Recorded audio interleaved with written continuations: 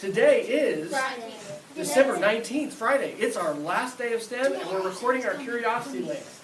Today's theme for Curiosity Links are to stay curious and to stay connected. All right? If one of you, Braden, you could turn off the lights for us. I'm going to show you guys several things around three themes. The theme of space, the theme of 3D printing, and the theme of changing the world for good with technology. So, first Curiosity Link today is seeing Christmas lights from space. This was published last week. NASA has been able to study for a while lights from space. I'm going to pause this when we get to the spot where we're looking down on a river, and I'm going to see if you guys can recognize that river when we get to that spot. We won't watch the whole thing, just a little. I can't see. Yep. Okay, yeah, sit down, guys, so everyone can see. When seen from the ground, holiday lights give us cheer and help us celebrate a season. But from space, over time, they can tell us something about both culture and energy usage. 3 years ago, a new satellite called SWOMI NPP began to give us brilliant new views of the Earth, by day and by night. But as stunning as it is to see Earth all aglow, this is still just one composite image, averaging observations over a period of months. Getting the big picture from space is always helpful, but we can learn even more seeing that picture change over time. A NASA-led team of researchers has been poring over the data from SWOMI NPP and compensating for factors like the reflection of the moon and the effect of terrain, clouds, and aerosols. Okay, I'm going to pause it here. Now, a few weeks ago, maybe even a month ago, I shared this with you. It's not the Mississippi. Mississippi's the longest river in the United States and in North America. This is a river too, but it's the longest in the world. You guys remember what that is? The Nile. The Nile. That's right. So, this is the Nile River. We have talked about Mars, we've talked about rovers, how we're searching for water, because wherever we find water, we find life, right? And so it's very cool to me how this image from space shows us where life is in Egypt. Of course, there's life other places too in Egypt, but it's especially along that river, and especially as it fans out in that river delta. No, the Amazon is in South America. Oh, yeah. The Nile is in Egypt, which is in the corner of Africa. But they haven't shown any Christmas lights yet. So, just like this picture and this project shows things that are not visible, that we can't see, there are some very exciting projects happening right now around something called dark matter. Have I talked to you guys about dark matter? No. Yet? Okay. No. So, today, scientists do not know what dark matter is, but scientists believe over half of the whole universe is made up of dark matter. And I'm going to show you a little bit of a video clip because on December 11th, about 2 weeks ago, some scientists who are not from the United States, one is from Switzerland and one is from Holland, think that they detected the first actual sign of dark matter. Now, we'll watch this video and then we'll talk a little bit about it because dark matter is something that doesn't show light. It doesn't interact with light, and so they're trying to detect it. And this video will give you, This was in 2011? No, this was on December 11th, 2014. So this was about 2 weeks ago that they just announced this. The things that we have discovered might be a signal of the decays of dark matter particles. Dark matter is everywhere, although it's very hard to catch. Everybody is looking for it, and this may be the first sign. Dark matter is one of the greatest mysteries of the universe. Everything that we see, stars, galaxies, planets, represents only 20% of all of the matter in the universe. What about the other 80%? This is unknown matter. This hypothetical matter doesn't interact with light, so it's invisible. But its gravitational effects are at work in the cosmos. However, a dark matter signal may have just been detected. Scientists discovered an unusual signal when observing two objects, the Perseus cluster and the Andromeda galaxy. All matter and atoms emit a characteristic pattern of light that is I'm called... going to turn off the volume. We're not going to watch the rest of this. They explain in here how they think they detected the dark matter. One of the reasons I think this is so cool is because we know a lot, right, as scientists, as human beings. But just imagine that half of the matter in the universe may be something we don't even know what it is today. I predict that in your lifetime and mine, scientists, and you may be one of those scientists that's going to discover what the heck this stuff is and where, how it fits into the universe. We detect it because of gravity and because we're seeing the universe expanding and growing, and because of that we know there's got to be more matter than what we can see. Edgar? I'm just guessing. I think dark matter is like the opposite of matter, Like antimatter? Yeah. There is something called antimatter. However, when antimatter and matter meet, you know what they do? they explode. Boom, they explode. And so that's, and if you've heard of the Hadron Collider, or these things that accelerate particles, they're called particle colliders, that's where they're discovering that kind of Oh, stuff. and you know that Okay, if hang on just a second. Okay, so next video is probably, well, it definitely is one of my favorite from the whole year.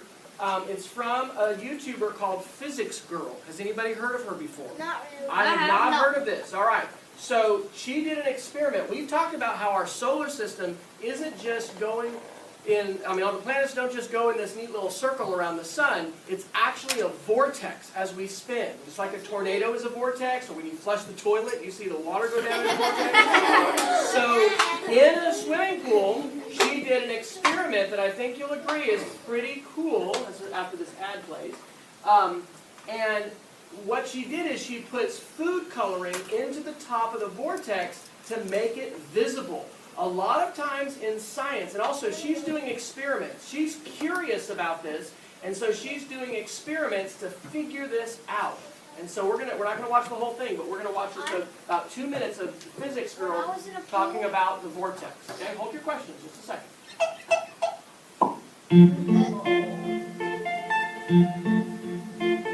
That is so cool. How can that do that? I made a video recently on one of the simplest but most mesmerizing phenomena I've ever discovered. You drag a plate through the water, creating 2 dips on the surface, and sunlight shining through the dips will create 2 crisp black spots on the bottom of the pool that can persist across the length of the pool. But the dips in the water are just the tip of the iceberg, as they say. Underneath the surface is an entire half-ring vortex, aka a toroidal vortex. I had never seen these before, so there's so much more to explore, and I know not everyone else has a pool, so I took some of your awesome suggestions and I'm going to try them out. For this one, I have to get in the pool. I know it looks ridiculous, but this is not warm. You can see here as the food coloring is dropped into the dips. The best part, I think, are the reflections you get off of the surface. That is so cool. See, that's dirty. I couldn't see what I was filming, but this just looked way better than I could have imagined, so we tried 2 in sequence.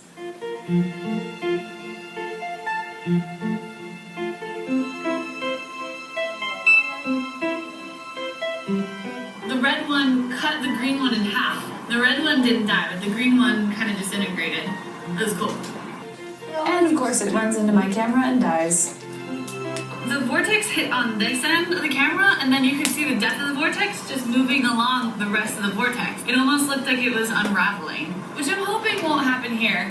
We're gonna put the pole in the pool and let the vortex pass by so that the pole cuts it right in the middle. And I'm hoping that it'll meet back on the other side, or it'll split into 2 vortices. Oh, it just kills it. I think there's too much turbulence when there's an asymmetric collision of the vortex with an object in the water. No, we're not going to play the rest, but there's so many things about this, guys, that are awesome. She's doing experiments, right? She's curious about what is happening, and so she's experimenting to see what might happen when she does different kinds of things. Now, I hope one of the things you guys have learned in STEM this year is how many awesome things there are on YouTube. Now, there's junk on YouTube, there's inappropriate stuff, but there's also great stuff. And just like we have with other videos, once you find somebody like this, you can actually follow them, go back to their channel, and learn more stuff. And so I just think that's a great example of, listen up, a great example of STEM, a great example of being able to do experiments and being curious. Okay? Yes? When I was in a pool, in my family, we just started walking around in the pool, and soon when we tried to stop it, we just kept, the water was pushing Just us. pushed you? Because we started making a circle and the pool Yeah. started going. Well, and that might be So- something next summer, like that could inspire some of you guys to do an experiment. Now, this next video I'm going to show is probably going to be your favorite one from today, all right? Because it's about a dog. This is about a dog called Derby. Let me set this up a little bit before we see it, okay? We have been learning how to make prosthetic hands, right? Because some people are born without hands or feet. Sometimes we have accidents that happen that disable us. This dog was actually born without front paws. So in order to help this dog, Derby, run, people have created prosthetics, but they haven't used cardboard and duct tape and string like we have. They've used something called a 3D printer. Now, we don't have a 3D printer yet, but I predict a couple things. Number one, we're going to try to get one at our school next semester. And instead of printing paper, what a 3D printer can print is other objects like plastic, okay? You're gonna, you will be still, you can still apply for Makers Club, and the 3D printer will still stay here in the STEM room. So one thing that you're going to hear them talk about in this video is she'll say it really fast. She'll say dual printing. What that means is her printer can print two kinds of plastic at the same time. So let's check this out. This is about 3 minutes. I came across Derby a little over 3 months ago now, I think. I had adopted a dog through this rescue group called Peace and Paws. He was born with deformed front legs. And I kept looking at his photo and hearing his story, and I cried literally every time. Finally, I messaged her and I was like, okay, I'll do it, foster, I'll take care of him. I had to try and help this dog. We decided to get him a cart, which worked quite well, but they limit his mobility in terms of being able to play with other dogs, and it's not really the full motion of running. For the this project, we're using a variety of 3D technologies, and that allows us to get in there and really modify the organic digital models quickly and easily, and start to do the sort of designs that Derek wants us to do. The great thing about using 3D technology in Derby's case is having these images on file on a computer and being able to print them is a lot quicker than having to hand sculpt every single mold and rebuild these braces 5-10 times. With prosthetics in general, a lot of the designs are going to this running man sort of look. And I was concerned with doing a running man that he would end up digging them into the dirt. And so that's really where I came up with the loop idea. Hey, Derb, you got your new legs. We started them off very low, and so that it wouldn't be too drastic, we have a line called the Project 5500, which enables us to run dual materials. That has really been key with designing his prosthetics. Again, I don't become impressed very quickly, but when I saw him sprinting like that, it was amazing. It just, I couldn't believe it. The first time he was put on them and he took off running, he was just so happy. I was absolutely amazed at how well he did. He runs with Sherry and myself every day, at least 2 to 3 miles. He runs faster than both of us.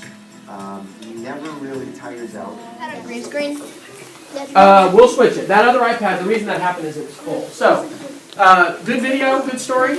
Yeah, very touching. And the thing about this is, guys, this is kind of my last theme. We can use technology not just to watch videos and play games and get information. We can make a difference in the world. And you guys can create things out of your imagination that nobody's ever made before.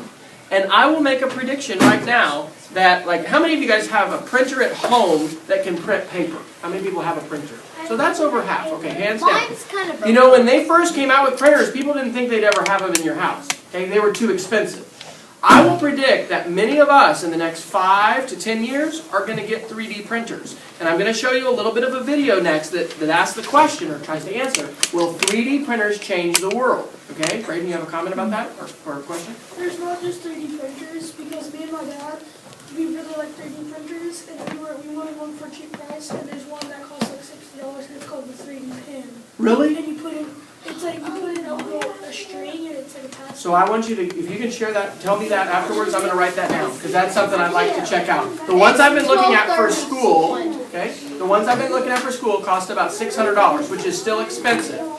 But here's my homework for you for Christmas. Did you know you have homework for Christmas? No. Okay, you're not going to have STEM class after Christmas, so this isn't a grade. This is just for fun. But if you can, I want you guys to go to Penn Square Mall. And I want you to go to the Microsoft store. Because at the Microsoft store, they have a 3D printer called a MakerBot. And you can probably see it in action when it's actually printing. I will predict that in the next 5 to 10 years, a lot of us are going to have 3D printers in our house. We're going to have them at school. And you guys are going to be able to create things like this with a 3D printer. Comment or question? My big sister, she goes to OU. Yes? And on the campus, they have this building with all these food things in it. And Okay. by one of the food places, there's a 3D printer area, and she has a 3D printed turtle that can stick its head in at its feet. Dogs are fire. That's My awesome. mom said that when I grow up, I'll probably build stuff like just out of random pieces of Legos, because what I've been doing at home, I've just been finding random pieces of Legos, and now I've been making like toy robots and like flying stuff, and I made a Yes. submarine already. And that is awesome. You're a maker if you're creating stuff like that. She So said you should do that for a living. and, like, you could- let's watch, because out of our imaginations, guys, is going to come all kinds of possibilities. Not just in the future, but right now. We're going to watch about 2 minutes of this, and we're almost done. All right, so hang with me. We're almost finished. 3D printing is a technology that lets you take a digital file and turn it into a physical product. Almost anything you can imagine, people are creating. I think it's going to open up whole new opportunities in areas of mass customization. Unlike with music or movies, with a 3D printer, a lot of things that are printed aren't protected by copyright. One of the really cool things about 3D printing is it really changes the dynamic of a consumer culture. It turns you from being a passive consumer to an active creator.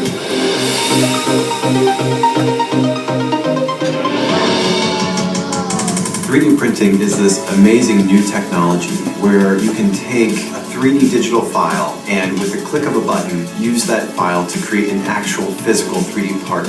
So how does a 3D printer work? The first step is to get a 3D file. Okay. There we'll talk about how it works. You can get a file somebody else has made, but you can create one yourself. There's a free app for the iPad called Blockify, and it will actually let you design something and then directly print it on a 3D printer, sending it from the iPad to the 3D printer. There are even objects, they have one I think at the Microsoft store at Penn Square, that will scan things. So you could make something out of clay or out of ceramics, and then it would scan it so that you could duplicate it with a 3D printer. Toys that you can make, jewelry.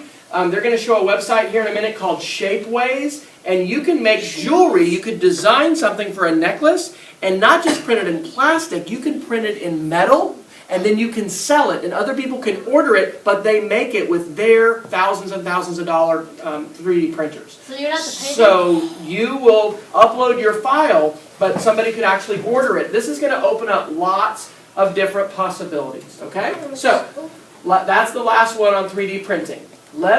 I think because of time, I'm not going to show you the video, but this link talks about a boy who is trying to do a project. He is not trying. He is doing a project called Play It Forward Soccer, where he is using technologies to send soccer balls around the world to kids that do not have them. Even in places where there are wars, he sent them to Afghanistan. He sent them to other countries where they didn't have a chance to do that. And I'm showing you that because it's possible, and you guys can do this, to use technology to change the world, to connect with people, to have a project that's much bigger than just our school. Well, here's this Facebook page. He's recording videos of himself, talking about his project. He's promoting it. People can donate online. So his whole project is helping get more people involved in this effort, okay, what he's passionate about. So, the very last thing I want to show you is this picture. This was taken, or actually posted to Instagram, about a week ago. This is by a National Geographic photographer. I think he's actually just resigned from National Geographic. But I think that is in the Himalayas. it's not only amazing, guys, that that place exists, and some people in this room may travel to places like that in your life, but we have a chance to see this on our computers, on a smartphone or a tablet, on some kind of a device that's connected to the internet, and we can remain connected to him and continue to learn from him, or from Physics Girl, or from NASA, or from any of those. This is a guy named Corey Richards. No, where is it? So I think it's in the Himalayas, but I'm not positive. We'd have to read more down here. So let me wrap up with this last thought, okay? Stay curious and stay connected, okay? No matter where you guys go, no matter what you do, keep your curiosity, all right? The questions you guys have, the things you wonder about, how do you think any invention ever got made or discoveries got made? It all started with curiosity, all right? So stay curious and stay connected, okay? You guys can go ahead and